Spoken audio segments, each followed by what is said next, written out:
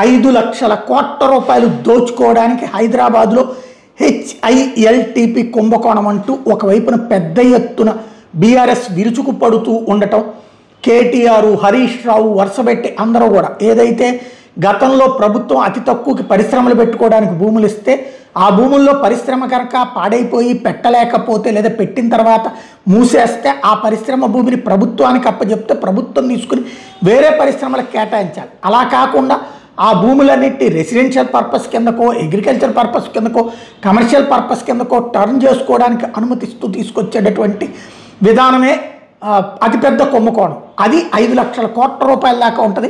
At least ఒక 50,000 కోట్లన్నా రేవంత్ తినడానికి plan చేసుకున్నాడు అన్నటువంటిది బీఆర్ఎస్ చేసుకొచ్చినటువంటి ఆరోపణ. ఇలాంటి సందర్భంలో వరుసగా వాళ్ళు విరుచుకుపడుతూ ఉండడం, ఎలక్షన్ల దగ్గరకు వస్తూ ఉండటంతో ఒక్కసారిగా సీన్ మార్చేశారు. ఎప్పుడో 5-6 రోజుల క్రితం రాజోలు వెళ్ళినప్పుడు పవన్ కళ్యాణ్ మాట్లాడిన మాటల మీద ఇవాళ కోమటిరెడ్డి లేకపోతే పొన్నం ప్రభాకర్ వీళ్ళందరూ మాట్లాడడానికి కారణం ఏంటంటే ఆ కుంభకోణం అన్నవ్వాలి, లేదంటే వీళ్ళని మంత్రివర్గం నుంచి తీసేస్తున్నారు, కొత్త వాళ్ళని పెట్టుకోబోతున్నారు, రేపటి స్థానిక ఎన్నికల్ని సాకుగా చూపెట్టి అన్నటువంటి ప్రచార నేపథ్యంలో ఒక వివాదాన్ని సృష్టించాలని అనుకుంటున్నారు అన్నది ఇక్కడ చర్చ.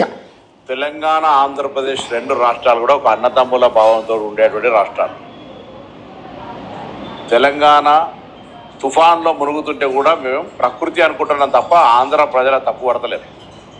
ఎక్కడో కోనసీమలో కొబ్బరి చెట్టు ఎండిపోతే ఆంధ్రలో ప్రాతినిధ్యం వహిస్తున్న ఉప ముఖ్యమంత్రి తెలంగాణ వల్ల దృష్టి జరిగిందంటే ఆయన వివేకవంతుడో అవివేకవంతుడో నాకు తెలియదు.